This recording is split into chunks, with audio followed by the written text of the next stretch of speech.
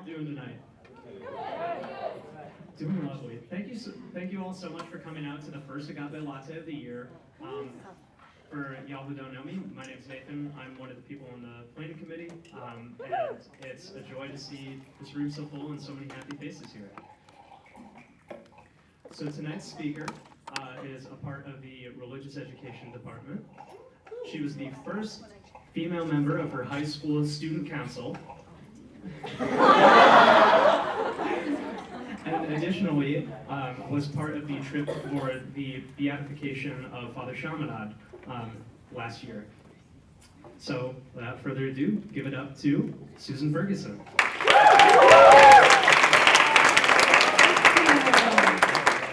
Thank you so much. Wow, this is kind of cool. I didn't know if anybody would come, so thank you for coming, those of you who are here that know me, and I'm surprised you made it since you know me.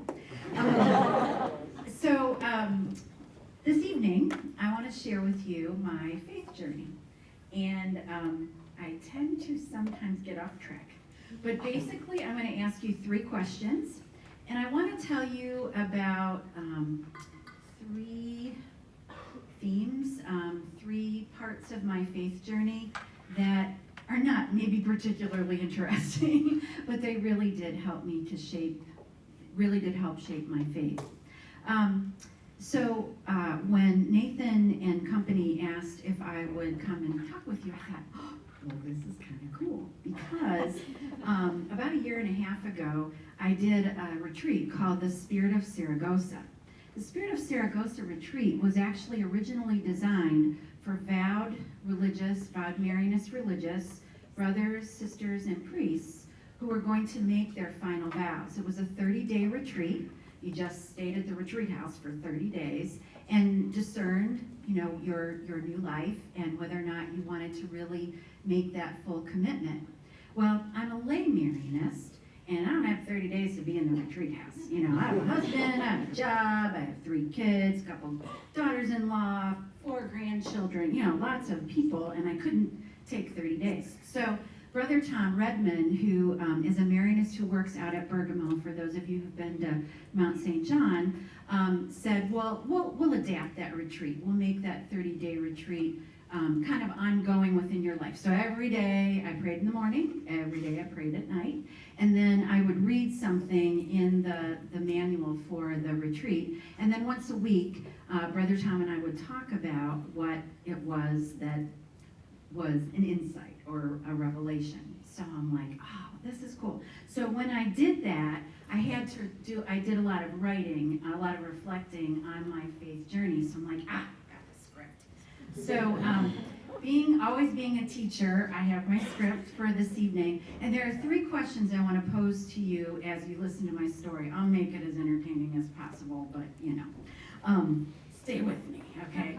So one question that I want to pose tonight is, who helped shape your faith? Okay, so I'm going to tell you the stories about my early life back in the cave time. And I'll ask you who shaped your faith. Then, what are your life experiences that comprise Holy Spirit moments that are significant to better understanding who God calls you to be? So on this campus, we're talking a lot about vocation right now. It's one of the institutional learning goals.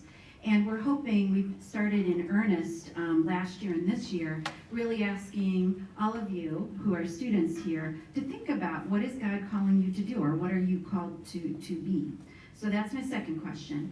The third one is, what are your gifts that you've been given to share with your community, and how can you express gratitude and respect for the gifts of other people, even people you don't like? Okay. So those are my three questions. Okay, so in terms of the first question about faith formators, so my dad is probably the first faith formator of my life. My dad was just an incredible man. He died pretty early. I'm 65. He died at 66, so that's kind of scary, Okay, could be, but hopefully not. So my dad was just an incredibly honest man, very authentic. He was an accountant, And you could trust your money with him because he would never do anything dishonest. And sometimes some of his words come back to me. One of the phrases he used to say was, if you can't say something good about somebody, don't say it at all. Now, I do not have a Facebook page. I have Instagram, but I don't post. I got it, Karen, because I was trying to follow Eric. And the Pope. Those are the only two people I follow. Eric Spina and the Pope. But I think a lot about, social media and judging. I know enough about it to know that people judge other people. And I'm like, my poor dad, he would think Facebook was awful. Jesus did not have Facebook. Okay? So, just saying, I try to keep those words of my father before me because I think it really is a way to follow Jesus, is to be open to other people, to really be present to them. So the title of this talk tonight is Present to Joy. One of the things that has been an amazing grace of my life is to be able to work for, 30 years with people between the ages of 18 and 22, and to marvel at the gifts that you do bring to this campus, and to the gifts then that you give back to campus, and then after you leave us, to whatever community you are a part of. So that notion of being present and trying not to judge, even if somebody comes to class with their baseball cap on backwards, not judging, okay? Not judging. Because I do think that I try, anyway, to make that a way that I live my faith. So my dad, again, my dad too was a person of hope. Another phrase that he would say was, better days are coming. My father had a heart attack at 47. My father had lung cancer. My father had a brain tumor. And he would always say to me, almost to the day he died, better days are coming. So I always try to keep that sense of hope. Because again, I think we are called as people of faith to advance that sense of hope. It's hard sometimes. Those of you who are from Dayton, this summer was awful. It was awful. Tornadoes, Ku Klux Klan, and a mass shooting. The victims in our community, just awful. But how do you keep hope alive? Especially when things are going okay for you, because that might just be the moment when you have to minister to somebody whose hope has been dashed by whatever might come their way. So my dad, faith formator. Last thing about my dad, sorry, I really loved him a lot. He was one of those parents that did unconditional love. Like no matter what I did, he would still love me. That's pretty good, but he would still love me. Every night, he was a World War II vet. Oh, that was one of my props. So he was a World War II vet, and he wrote to his brother, who was also in World War II, and my uncle, after my dad died, gave me those letters. Woo, that was hard. That was hard to read. But what came through all the time was his notion of family and faith. So in terms of talking to you tonight about my faith journey, that's why I mentioned that, because he formed me to understand the importance of family and faith. And every night before he went to bed, he knelt down. Now again, he was older like me. Every night he knelt down and he said his nightly prayers. But I think some of that was his life experiences. He lived through the Depression. He lived through World War II. I know he saw, some pretty heavy combat. So God blessed me with a dad as a first faith formator. I'm 65, and I was figuring if I did my life journey with you, that's less than 30 seconds a year. So I better speed this up because I'm only on about age 18. My grandma was my other faith formator, so I'll do this a little quicker. My grandma was an amazing woman. She was really hospitable. So whenever you came to her home, she would welcome you. She was so happy to see you. She'd hug you. We did this really cool ritual when I was a kid at Christmas and Easter. There was this bread. We're Polish, okay? So, and she's 100%, I'm 100% Polish. All my grandparents came from Poland.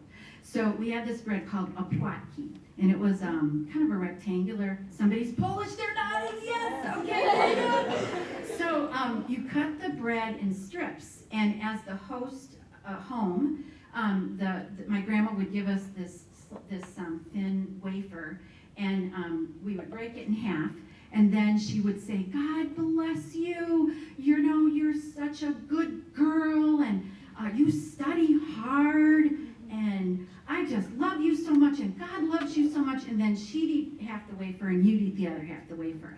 See, this is wonderful that this young man is here.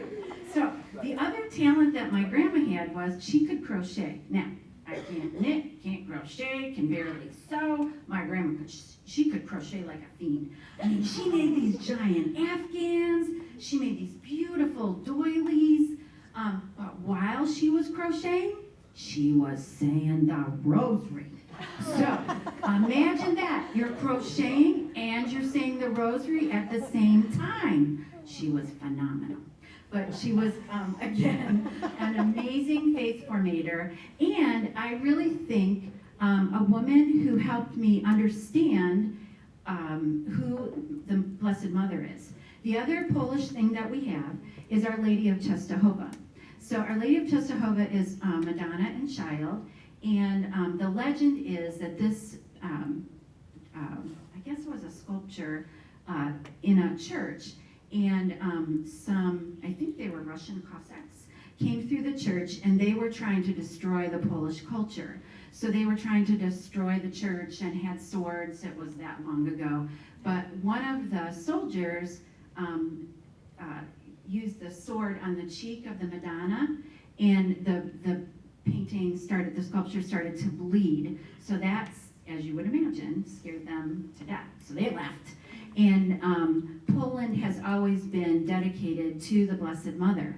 So I think with my grandma's saying of the Rosary, and also her telling us that story of Our Lady of Częstochowa, that's kind of planted the seeds of my love for Mary to this day. So fast forward. Okay, 1972 is when I came to the University of Dayton for the first time. You weren't even a twinkle in your parents' eye yet. We were lucky if your parents were a twinkle in your grandparents' eyes. But anyway, so it was a long time ago. And the culture was a little bit different because unlike today, when we are very intentional about the Marianist charism and really trying to help folks understand what the charism is all about, we weren't that intentional back then. There were lots of vowed religious brothers, sisters, priests who were on campus, and you really almost understood what the charism was about through osmosis, because there were many more, and they were, the Marianists were our teachers, they were campus ministers, they led retreats, so it was, I guess, just a different way of understanding what the charism meant. So one of the things I was blessed to do, and I know many of you are too, we still had retreats back then, again, even in the dark ages.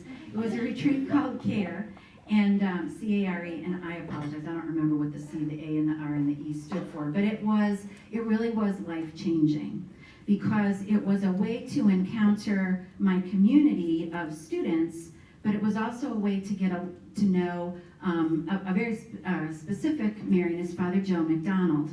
Father Joe was just the most gentle of people.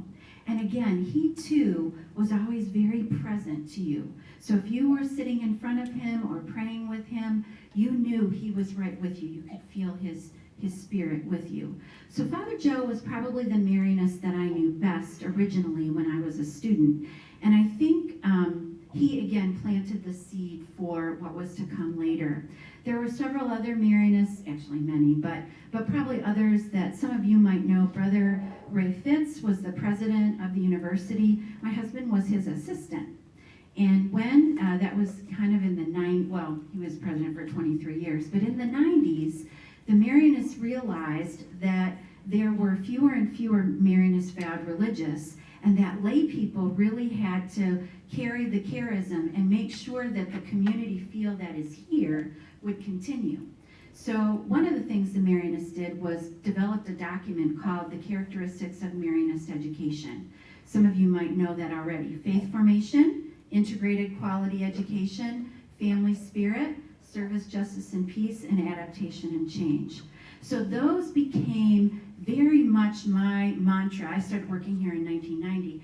Those became very much my mantra for how I was going to integrate my faith life, my personal life, my professional life.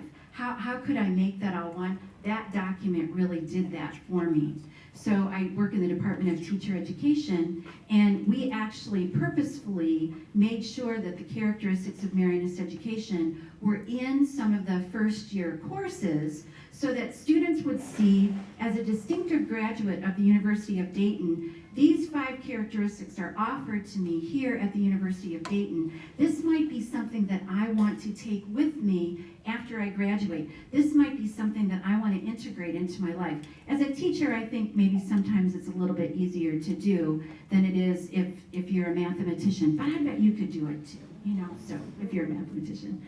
So those became a way for me to integrate what was going on in my faith journey as well as my professional journey. And I take my professional journey very seriously. A couple of folks in here are my students, and I love it. I am so passionate about what I do. I have been blessed to be a teacher, and I have been blessed to know so many students who have been willing to sit with me and share their story, and allowed me to listen and to be grateful for who you are and what you bring to this community.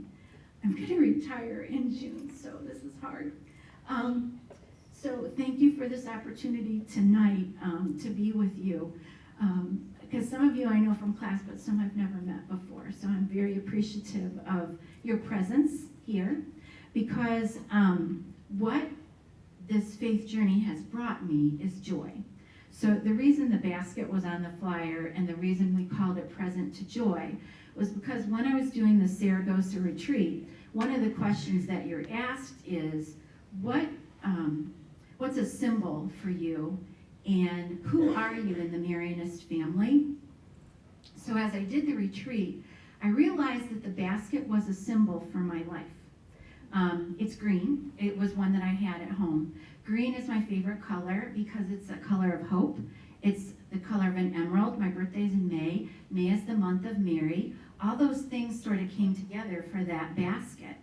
And what I realized too as I went through the retreat was I've been given so many gifts, including you, and it's my job to try to be present to you when you're with me. And I guess it's one of the things I would ask you to ponder and reflect upon. How can we be truly present to each other in this Marianist community? Because that's what makes the difference. We all hurt, we all have joy, we all really need each other. And the person who drives you most crazy on Facebook or Instagram or wherever you encounter them, try to keep your heart open. That's one of the things Brother Ray Fitz taught me. He said, whoever you disagree with most, that's who you have to listen to most, because that's probably the piece in whatever you're doing that you're missing. So rather than what we sometimes do anymore, get really angry at somebody and say, well, they're just stupid, they don't get it. Rather than do that, just say, talk to me about it. I will admit, there are a few people I've tried to talk to about it, and I don't get it. But at least I could say I listened, right? So at least I tried. Maybe we'll get it together later, but for the moment, it's just not working. So that was the meaning of the basket and the notion of joy. Let's see, did I use all my props? Okay, so one of the things that then also came out in the actually early 2000s was, this is the symbol, that's on Miriam. It's a little pin. Sorry, it's minute. But so I became a Marianist Educational Associate. So you might know that a lot of faculty and staff, way over 100, almost 200 people are now Marianist Educational Associates. And this was the pin that we received when we made the commitment. So just as you have student Marianist communities, we also have faculty and staff communities as well. And I remember, kind of along with the Saragossa retreat, another point in my life where I realized how wonderful and important and how blessed I was to be part of the Marianist family was the day I became an MEA. So you take a year, just like many of you do in your Marianist communities, study the founders, really try to understand what they're saying and how does it speak to your life personally, and then you make a commitment at the end of the year. And I was no surprise to those of you who know me, I was so excited. You have to read this commitment. It's like a paragraph. I cried through the whole thing. Like, the chapel was full of people and I cried through the whole thing. And I cry a lot, but they really are oftentimes tears of joy. I just get so overwhelmed, I think, by the Holy Spirit for these graces that I've been given. And it's a little over the top, but you know, that's who I am, and I think what I wanted to share with you tonight. So I got two quick last things. How am I on time, Leanne? Nate? I'm good? Yeah. Okay, all right. So, do you know about Mary's Seat of Wisdom? It's the statue in the cemetery in between. Who said yeah? All right. So, it's the statue in the cemetery, and you know that cemetery, well, if you read the sign, there's Marianists that were buried there, and it's a pretty large statue. So I think one of the, you know, again, the way I think about Mary as my mother, and she and I are moms, so like when my kids are in trouble, I always like talk to her like, now, Mary, you had Jesus. I've got these 3 boys over here. You know, let's just get some things going, okay? So I love Mary's Seat of Wisdom because it's Mary when she's older. So I love Mary's Seat of Wisdom, but one of the students said to me once that she was in the cemetery, it was a bad day, she went and she sat in Mary's lap. She sat in the lap of the statue. Well, lo and behold, the sculptor came to campus, and we were having this little breakfast thing, and I said, I don't remember his name, sorry. I said, do you know this, a student told me she sat in Mary's lap. And he was so overwhelmed by that. He said, I never imagined that would happen. I mean, he was thrilled because he understood this piece of art allowed her to use her religious imagination and find comfort from Mary when she needed it. So Mary is always of amazing comfort to me. I don't want to make it sound like my life has been a breeze, but it's sort of been a breeze. I mean, there were a couple of times when things were rough, but relatively speaking, it was pretty easy. So, you know, it's easy for me to say, oh, you got that basket over there, and it's filled with joy, because you haven't had that many challenges. I could tell you about my challenges, but I won't do that, because there were 2 big ones. But you know, it's easy for you to say you haven't gone through what many other people have gone through, and I agree with that. I agree with that totally. But I think I have really tried then to return to be a reflection of Christ for someone that I sit with and someone I try to be present to. So one time there was this meditation experience, and so I know it sounds spooky, and I'm going to tell you one last spooky thing, but I was sitting there. Have you done Christian meditation before? Some of you heard that? Okay, so let me just tell you a little bit about this. Sister Angeline would be very proud of me. So you sit in a chair like this, you know, very straight, and you put both hands on your knees, and then you close your eyes. And if you want to do this, you can, but you don't have to. So one of the ways you get into a meditative state where you're really trying to empty your mind of, you know how you have a bazillion things you have to do and that you're thinking about. You want to empty your mind so that you can relax and be at peace. So you use the phrase, be still and know that I am God, but you keep dropping off a word, okay? So let's try it for a sec. If you want to, you can close your eyes. Be still and know that I am God. Be still and know that I am. Be still and know that I. Be still. be?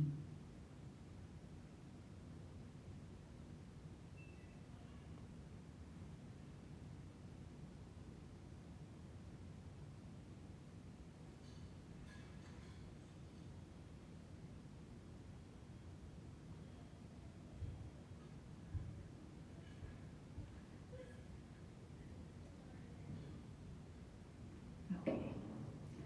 Some of you probably want to stay there longer, but we better move on.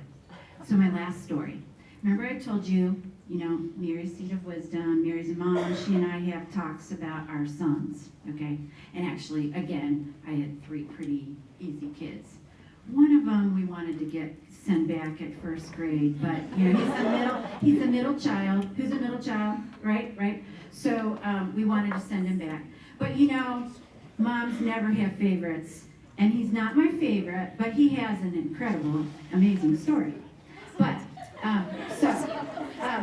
one of the things about my middle son, whose name is David, married his girlfriend Katie. They dated for 10 years.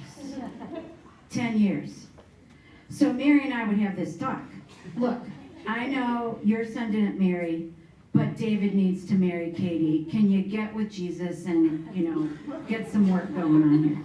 So finally they get married. Very excited, very excited. I love my daughter-in-law. She is just so incredibly sweet. Dave and Katie wanted very, very much to have a baby, but things weren't going very well. So they were going to take some other measures to try to, get things going and get pregnant, and I found out, and I wasn't supposed to. Katie sent a text to Dave, and she didn't know that I got it. Well, I happen to be in California. They live in California. I'm like, guys, I saw that. I said, no worries, my lips are sealed, not going to say a thing. I know what you're going to do, and that's you have to make that decision. So Mary and I are having this conversation again. Okay, we're wanting to have a baby here, so, please talk to whomever you have to talk to up there and get things going. So my friend, Peggy Brunn, who is a coordinator for Lalon, if you want to talk about Lalon, I'll talk to you about that later. She's a coordinator for Lalon. She was going to the Holy Land, and she showed me her itinerary, and she said, where she was going to be. I said, okay, now Peggy has 7 children, okay? So I said, well, when you're in Jerusalem, where the angel came to Mary, and Mary said yes, would you specifically pray for Dave and Katie there? Sure, no problem. When you're in Bethlehem, would you specifically pray for Dave and Katie there? Sure, no problem. So I'm like, okay, good. This will be good. So Peggy she sent me texts when she was in different places, said that who she prayed for, because I asked her to pray for a whole bunch of people. She's very kind, and I'm her boss, so she had to sort of do what I asked. She comes back. We're really excited. I've got pictures of where she was and all that. So after things, this is October of 2018. She comes back, and I thank her for praying for them and for sending the text. After Thanksgiving, Dave and Katie called via FaceTime because they live in California. Mom and Dad, are you alone? No, everybody else is here. Your nieces and well, go get alone. So we get alone because you're supposed to tell the grandparents first. Just telling you, if you're going to have kids, you tell the grandparents first before you tell your siblings. Got that? That's a life lesson, okay?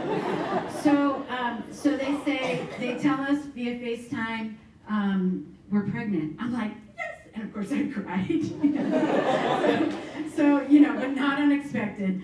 And Dave goes, Mom, we didn't even use IVF. The extra means. I'm like, oh. I said, oh. They said, yeah, you have to do a pregnancy test before you do these other extracurricular kinds of things. And I said, really? I said, so what day did you find out you were pregnant? October 20th. That was the day Peggy was in Bethlehem. Isn't that amazing? I love this woman. She's so,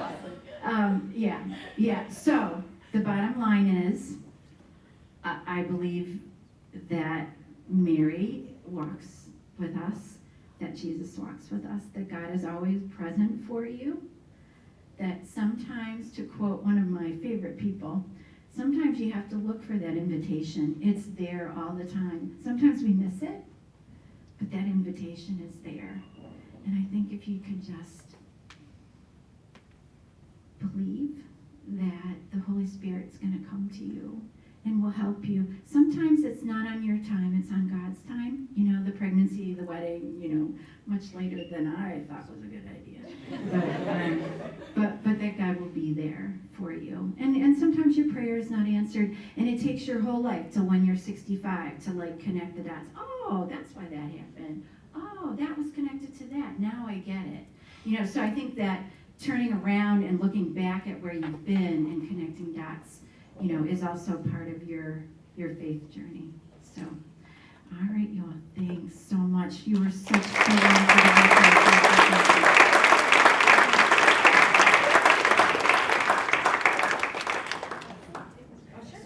I'm also in charge.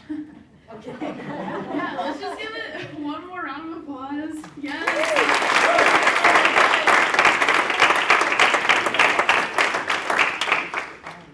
So we're gonna open it up to some Q&A. But first, I just want to say she's gonna be a mean interceder when she's in heaven. Because let me tell you, that was insane. That was an amazing story. Okay, that was all I had to say. So does anybody have any questions?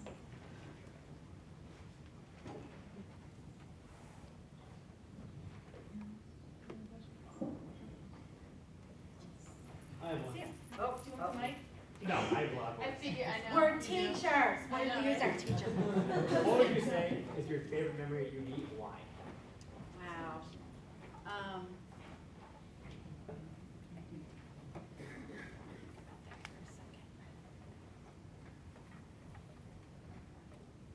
Probably what I shared about being an MEA. I didn't mention this, but part of my early life, back in the 60s and 70s, it was much more common to be a vowed religious person, a sister, brother, priest. And so I was pretty sure I was going to be a sister, because I really thought, you know, dedicating your life to God and, you know, just having that supportive community would be so incredibly special. I was taught by a lot of sisters. I think that was very much what I thought was right. But then I met my husband, who I didn't mention. He's wonderful. He is a Marianist educational, or was when he worked here, and you know, just a wonderful person, and taught me so much about faith as well, in a little different way. But I think because that meant I belonged to kind of a religious community, that it was like, oh my gosh, even though I never was able to become a sister, and a religious sister, I don't have any sisters either, but that felt so good to be able to be part of a community that had supported me for, wow, I don't know, from the time I was a student till probably 2005, I think was when I became an MEA. It's sort of empowering in terms of being more comfortable sharing my faith, because I had taught at UD probably for probably at least 15 years, and sometimes I hesitated to like sort of talk about being a woman of faith, and then I'm finally like, well, for crying out loud, this is a faith-based institution. You know, it's okay, I can be who I am, and not say you're going to get an F if you don't turn Catholic, but you know, so I think it was that empowerment of saying, you know what, I can give witness to my faith in a way that maybe somebody else then would share their faith with me, and we grow then together. So thanks, Sam. That was a great question. I think depending on your stance on social justice, I think the Center for Social Concern is certainly a way to be very active in the community. I think that is one thing that I love about UD and the Marianists, is that notion that, you know, people call it the UD bubble. It used to drive my husband crazy when I use that term, but you know, that we try to extend ourselves beyond just campus and really try to get to know the Dayton community, and a lot of people stay. I think Elizabeth, is real Dayton part of campus and that's ministry? over fall break. Okay. So coming up very Could you shortly. describe that better than I maybe? We actually have some students that have participated in Real Dayton and they'd like to share. I was just a participant last year. It's like a breakout trip. It's a full immersion into the city of Dayton. It goes all fall break. I heard it's $15 this year for the whole weekend. But you do everything from go to local restaurants to doing service at different nonprofits in the area, and then you have small groups that you do things with. So it's great reflection and prayer time, and then just like you leave with such a love and appreciation of the city, because you can get stuck in this bubble, but it pushes you out.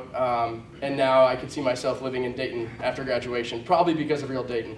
So, yeah. If you're a first-year student, we've got some retreats that are happening in September. So that retreat is called New Beginnings. If you're sophomore, juniors, or seniors, we have other retreats that are specifically for those ages as well.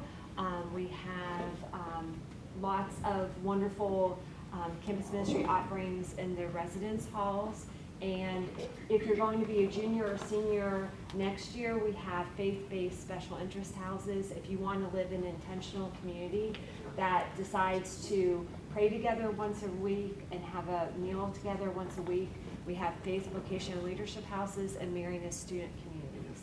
So there's lots of ways for you to be engaged in your faith very intentionally through your time here at UD. In callings as well, In right? callings. To Well, be a if you're- callings leader, Correct. you have had to go on callings. Oh, and Chaminade Scholars. So if you're in the honors Yeah. department, There you we've go. got lots of Shawnees here tonight. If you're in the honors department and you're first year, applications will be in December. November. Claire works in the honors department. In January, don't know when yet. Probably like right when you come back from school. So Chaminade Scholars take a class together each year and go on a retreat together each year. So another way to meld academics with your faith. Thank you. Jack Dalton, were you next? How you know? So why teacher education? Why not accounting or mathematics or You're going to be a math teacher. or like social work or something like that? Why teacher education? You mean why? Yeah, why specifically for you? Okay. Oh, well, there's another story. So, it would be very illegal today, but when I was that's a way to start it. Yeah. But it's really not that good. When I was in 8th grade, this 3rd grade teacher. So I grew up in Cleveland. Went to St. Monica's school. When I was in 8th grade, the 3rd grade teacher got sick, and the principal asked me to go down and teach the 3rd graders. I was an 8th grader. But there were many fewer laws back then. So I think I just always saw myself as you kind of just felt like I was comfortable there, and why I stayed was because, no question, it is because of the kinds of relationships that you can build with students that you see not in college so much, but in grade school and high school. You see those students every day. What a privilege to be part of somebody's life, and you are a part of that child's life or that adolescent's life, but in some ways their family's life as well. Wow, how does it get much better than that? So that's why I stayed, because that's what I felt called to do. Lucy? So you mentioned lay Marianist formation. Just talk a little bit about that, like what it is.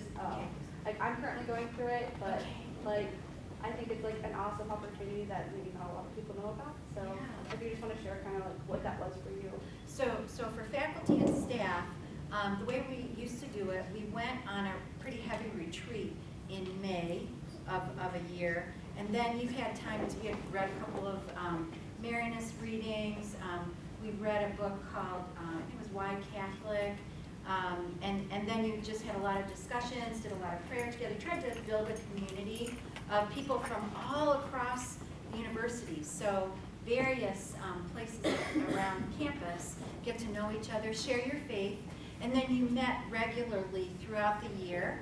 And if it resonated with you and you felt that you wanted to stay with that community, then in April you made a formal commitment. That's the one I cried at. So now, I don't know if it's because of me, but now the new people just say the commitment together. Like, you know, all 10 people read it at the same time. But then you get, you know, you get that pin, and then you're invited to lots of different kinds of groups to read, to pray, to develop faith, to talk about things that are happening on the university. How do we keep our Catholic Marianist charism? So it's not really ever considered a privilege. It's just something you do of your own, you know, free will and join. So yeah, I'm so excited that you're going to do this now.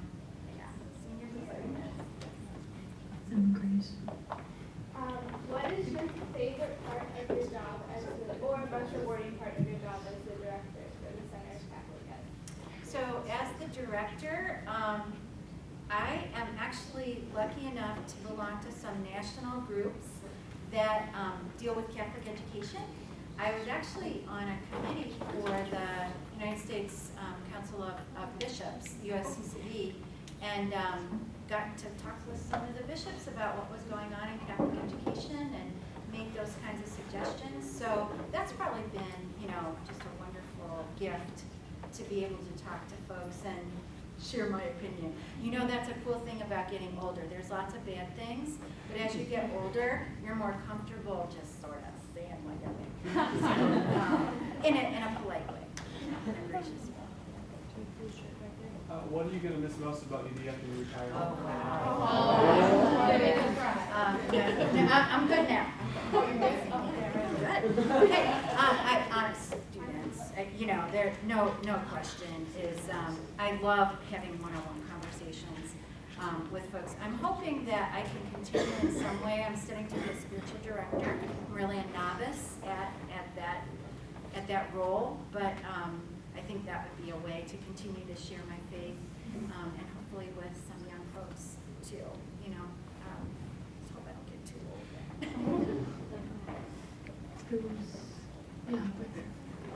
Has there been any piece of spiritual literature that's really impacted your life or that you learned so far? Actually, probably my favorite is Richard Rohr. Father Richard is a Franciscan, but he puts out a daily email, and I love those.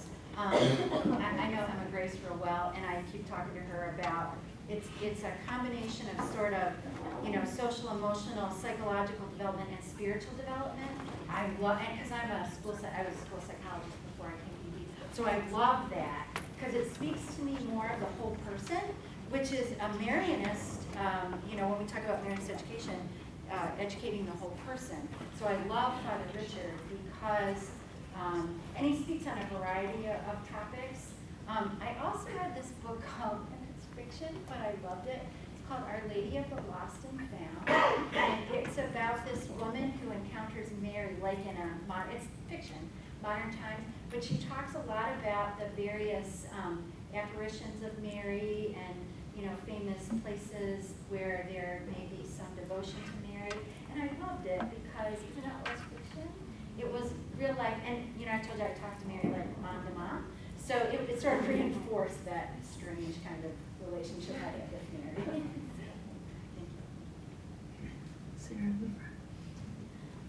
I guess my question would be, as somebody who is not a religious ed teacher, but just an education major, what is your advice to those of us who can't really add religion to our curriculum? Right. And like, how do you see, like, what is your advice? Yeah, well, because I do a lot of advising, just, you know, where you have a choice of religion or philosophy, take the religion. Also, there's a forum for young catechetical leaders. You can talk to Sam about that. It's on Saturdays. It's two semesters. You go to class 4 times in a semester, and then you do some little online kind of field experience. But you can do it as a mini course, so it doesn't. And actually, anybody who thinks they want to share their faith maybe even in their parish. The forum would be a great way to kind of get started. We introduce you to the National Directory of Catechesis. You have to use the catechism, scripture, curriculum. So we would love to have you. So with college kind of being a big time for like discernment for a lot of people, what advice would you give to college students who aren't quite sure about what their vocation is or their role in the church? I think to be okay with it and to continue to pray. And you might go down some paths and find that that's not it. But just remember, every time you eliminate one of those choices of how you want to act in the church, that's when you don't have to worry about it anymore. You got rid of that one. You're not thinking about that anymore. So the other thing is, I love to talk to students, and campus ministry has amazing folks to speak to. I think sometimes finding somebody that you feel comfortable with and you want to talk to would be a great way to, because sometimes somebody can ask you one question and it's like, oh, well, I didn't think about it that way before. So I think finding somebody here, and there are so many folks. My wonderful friend, Father Ted Cassidy, is also here, so he's a good talker. Yes, we talk a lot.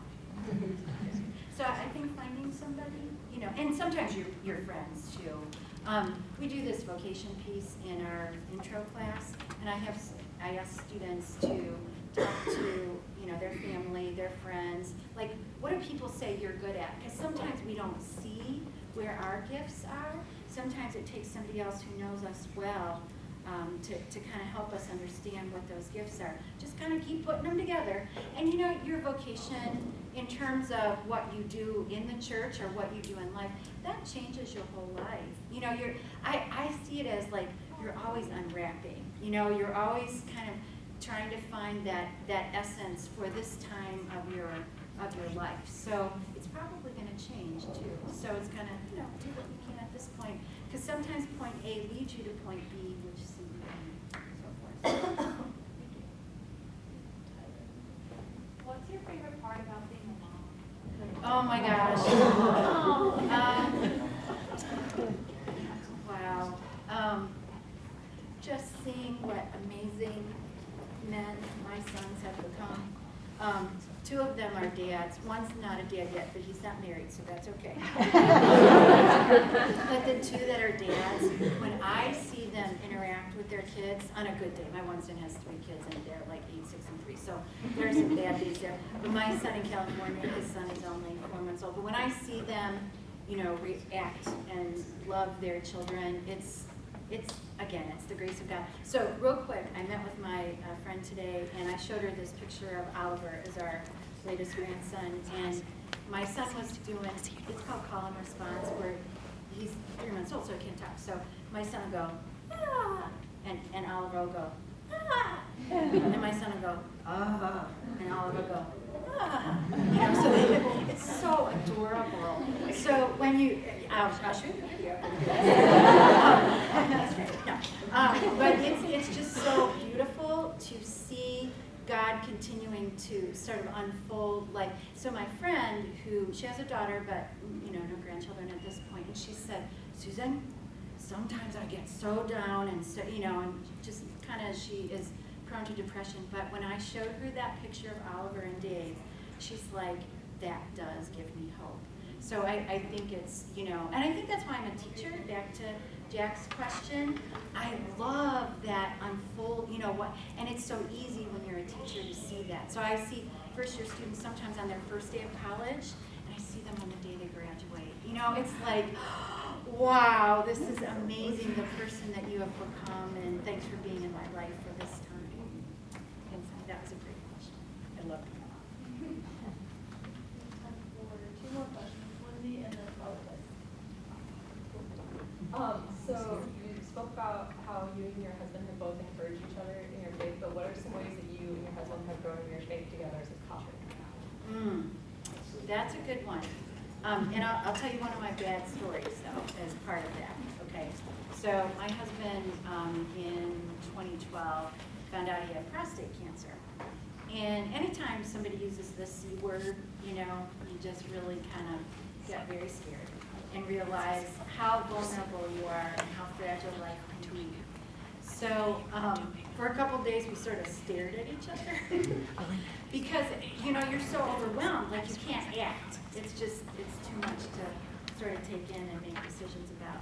But I think at that point, you know, sometimes you can, and I tell you this all the time, sometimes you can grow in your faith from tragedies or challenges almost more than when something happens that's good. Because I always say you have to go deeper in your soul to find that part where God's going to support you in a way you didn't know God would support you that way, or didn't know God had given you that gift. So even though that was a challenge, I think it was a time when we grew very much in our faith together. So Susan, listening to you, it's been wonderful, and I think it would be really interesting if you would answer this question.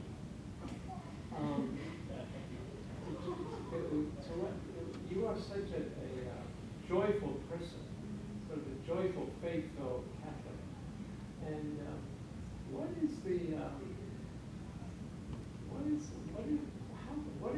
have you been given that's happened to you? Yeah. I mean, it is true. It's just this sense of joy. I really think it does go all the way back to my dad and my grandma that I said were my faith formators. Because especially my grandmother, she was such a joyful person. And I mean, she came to the United States at age 12 on a boat with some gentleman, you know, and was sent to her sister in Detroit to live with her sister and brother-in-law. Her brother-in-law didn't like her because she was a spitfire. Like, she would dip the girls' pigtail in front of her in the inkwell at school and like make drawings. You know, she was just a real stinker. So her brother-in-law arranged a marriage for her at age 16. She had 5 children. She, you know, worked in offices at night.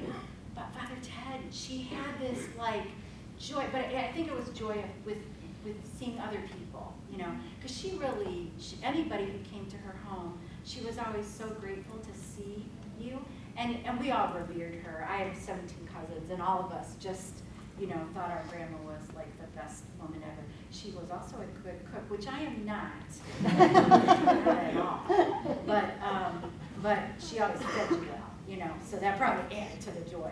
My grandkids, I play with them. I pretend with them. We do a lot of imaginary play because I can cook very well. And their mother won't let me give them candy. So, you know, you gotta play. But that's okay.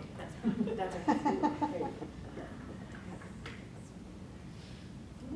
Okay, I don't actually need this, but I'm going to use it because I like microphones. Okay, wow, guys, thank you so much for coming to our event. Our next one is October 7th. That's a Monday. And I'm so excited that you guys are all here. And yeah, let's just give one more round of applause.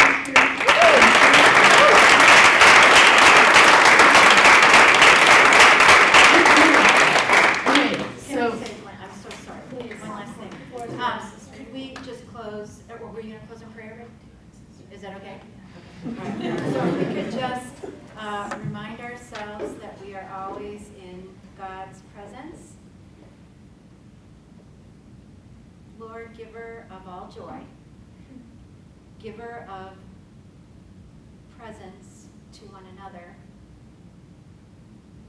you who love us so very much, guide and protect all of us, that we might be your hands, your feet, your eyes, your ears, your mouth, to love each other, to dialogue with each other, to bear those things that are challenges for us. We ask all this in the name of your Son, Jesus, and thank you and bless you for his ever-loving Mother, Mary. Amen. Amen. Great, yeah, so you guys are ready to go. Thank you so much for coming again. We have, I think, a few extra cookies back there. So if you guys want to grab one on your way out. Also, weird shameless plug, but there's art fair at 1903 Trinity here in about 6 minutes. If you're not really sure what that means, just come out.